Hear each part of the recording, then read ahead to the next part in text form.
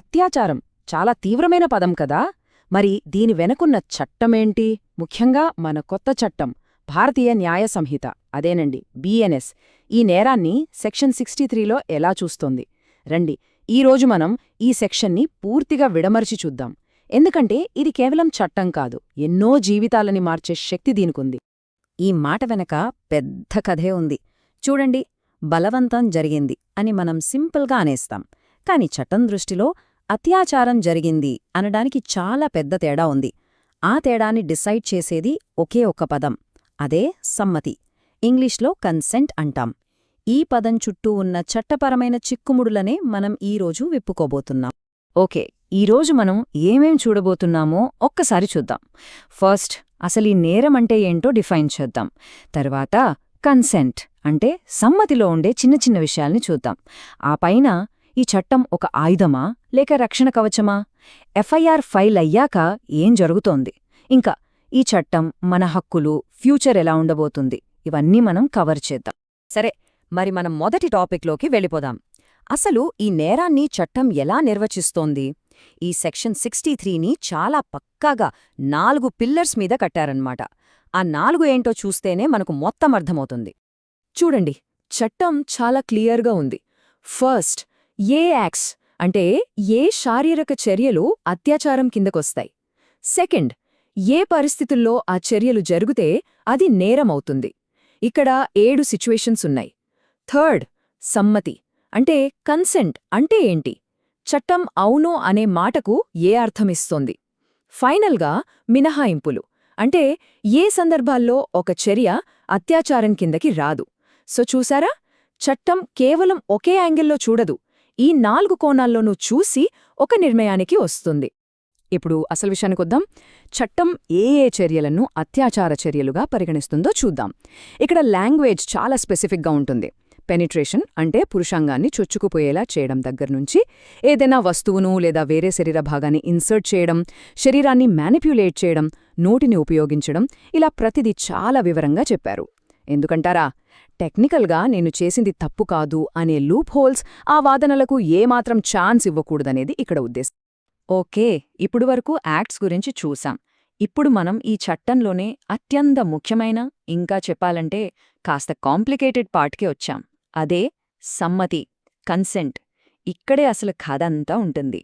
చట్టం దృష్టిలో అవును అన్న మాటకు అర్థం అవును కానప్పుడు ఆ పరిస్థితులేంటో చూద్దాం. ఇదిగోండి, ఇది చట్టంలో ఉన్న ఎగ్జాక్ట్ డెఫినిషన్. ఒక నిర్ద్వంద్వమైన స్వచ్ఛంద ఒప్పందం అంటే ఏంటి?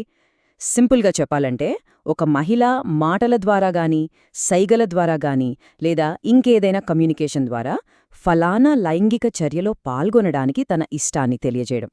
ఇక్కడ 3 పదాలు చాలా ఇంపార్టెంట్. నిర్ద్వంద్వమైన అంటే ఎలాంటి కన్ఫ్యూజన్ లేకుండా క్లియర్గా ఉండాలి.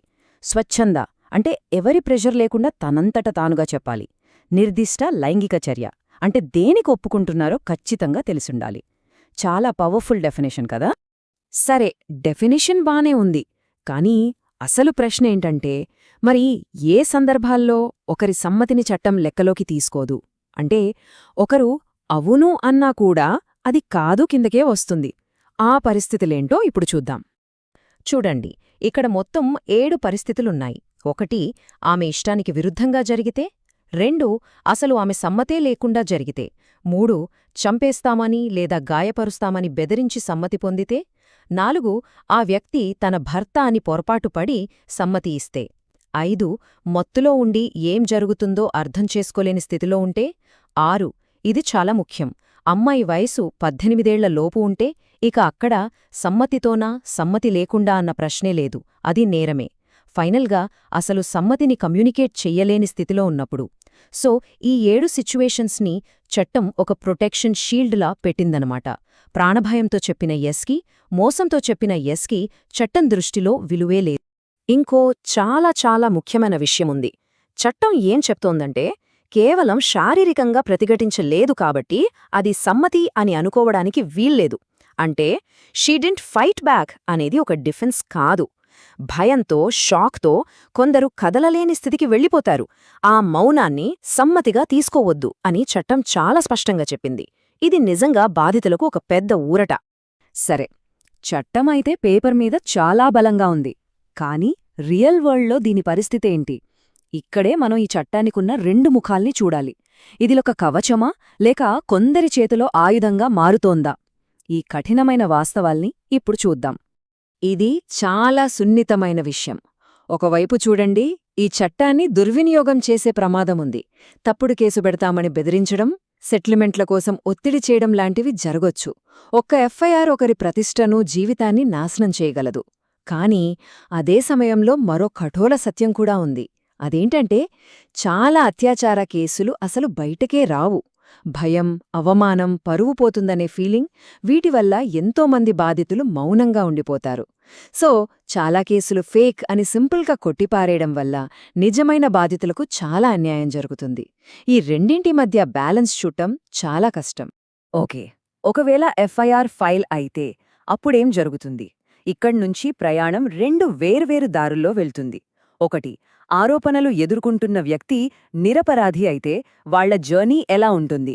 రెండోది, ఒకవేళ నిజంగానే నేరం జరిగి ఉంటే ప్రాసెస్ ఎలా ఉంటుంది? ఈ రెండు దారులని ఇప్పుడు చూద్దాం. ఒకవేళ ఎవరైనా తప్పుడు ఆరోపణల్లో ఇరుక్కుంటే వాళ్ళేం చేయాలో చూద్దాం. ఫస్ట్ అండ్ ఫార్మోస్ట్, వెంటనే లాయర్ని కలవాలి. మీ అంతటా మీరు పోలీసులకు వివరణలు ఇచ్చే ప్రయత్నం అస్సలు చెయ్యొద్దు. రెండోది, ఎవిడెన్స్. మీ location data, call records, CCTV footage, ఇలా మీ నిర్దోషిత్వాన్ని నిరూపించే ప్రతిదాన్ని వెంటనే భద్రపరుచుకోవాలి. ఒక్కటే రూల్ పెట్టుకోవాలి: నేను నా లాయర్ సమక్షంలోనే మాట్లాడతాను. ఇక సెటిల్మెంట్ చేసుకుందాం లాంటి మాటలకు దూరంగా ఉండాలి, ఎందుకంటే అది తర్వాత మీకు వ్యతిరేకంగా మారచ్చు. ఫైనల్గా, బెయిల్ కోసం వెంటనే ప్లాన్ చేసుకోవాలి. ఆలస్యం చేస్తే నష్టమెక్కువ. అదే ఒకవేళ ఆరోపణలు నిజమని తేలితే ప్రాసెస్ ఎలా ఉంటుందంటే, ముందుగా కేసు తీవ్రతను బట్టి ఎఫ్ఐఆర్, అరెస్టు జరుగుతాయి. ఆ తర్వాత evidence collection, medical, forensic, digital అన్నీ సేకరిస్తారు. బాధితులు, సాక్షుల నుంచి స్టేట్మెంట్స్ రికార్డ్ చేస్తారు. ఆ తర్వాత ఛార్జ్షీట్ ఫైల్ చేసి కేసు కోర్టుకు వెళ్తుంది. అక్కడ విచారణ జరిగి నేరం రుజువైతే శిక్ష ఖరారవుతుంది. శిక్షలు చాలా కఠినంగా ఉంటాయి. లాంగ్ టర్మ్ జైలు నుంచి జీవిత ఖైదు వరకు పడచ్చు. సరే, ఇప్పటిదాకా చట్టం, ప్రాసెస్ గురించి చూసాం. ఇప్పుడు కొంచెం పెద్ద పిక్చర్ చూద్దాం. అసలు ఈ చట్టం ఎలా మారింది? దీని వెనుక ఉన్న మన రాజ్యాంగ హక్కులేంటి? దీని భవిష్యత్తేంటి? వీటి గురించి మాట్లాడుకుందాం. పాత ఐపీసీ సెక్షన్ 375కి కొత్త బిఎన్ఎస్ సెక్షన్ 63కి మధ్య ఒకే ఒక్క, కానీ చాలా చాలా ఇంపార్టెంట్ మార్పు జరిగింది. అదేంటంటే వైవాహిక మినహాయింపు, అంటే మ్యారిటల్ ఎక్సెప్షన్కి సంబంధించిన వయస్సు. పాత చట్టంలో భార్య వయస్సు 15 ఏళ్ల కన్నా ఎక్కువ ఉంటే అది నేరం కాదనే ఒక మినహాయింపు ఉండేది. కానీ కొత్త బిఎన్ఎస్ చట్టంలో ఆ వయస్సుని 18 ఏళ్లకు పెంచారు. 18. ఈ నంబర్ ఇప్పుడు చాలా కీలకం. ఎందుకంటే మన దేశంలో సమ్మతి వయస్సు 18 ఏళ్లు. ఆ వయస్సుకి అనుగుణంగా దీన్ని మార్చారు. దీని వెనుక ఉన్న ముఖ్య ఉద్దేశమేంటంటే, బాల్య వివాహాలు జరిగినప్పుడు మైనర్ బాలికలకు చట్టపరమైన రక్షణ కల్పించడం. అంటే భార్య వయస్సు 18 లోపు ఉంటే భర్తైనా సరే ఆ చర్య అత్యాచారం కిందకే వస్తుందని ఈ కొత్త చట్టం స్పష్టం చేస్తోంది. అసలు ఈ చట్టానికి బలం ఎక్కడ్నుంచొస్తుందంటే మన రాజ్యాంగం నుంచే. ఆర్టికల్ 21 జీవించే హక్కు, ఒక మహిళకు తన శరీరం మీదున్న హక్కుని, గౌరవాన్ని కాపాడుతుంది. ఆర్టికల్ 14 సమానత్వపు హక్కు, లైంగిక హింసను ఒక వ్యక్తిగత విషయంలా కాకుండా సమాజానికి జరిగిన తప్పుగా చూస్తుంది. అయితే అదే సమయంలో నిందితుడి హక్కుల్ని కూడా రాజ్యాంగం కాపాడుతుంది. ఆర్టికల్ 22 ప్రకారం ఎవర్ని బలవంతంగా నేరం ఒప్పుకోమని చెప్పలేరో, ప్రతి ఒక్కరికీ లాయర్ను పెట్టుకునే హక్కు ఉంటుంది.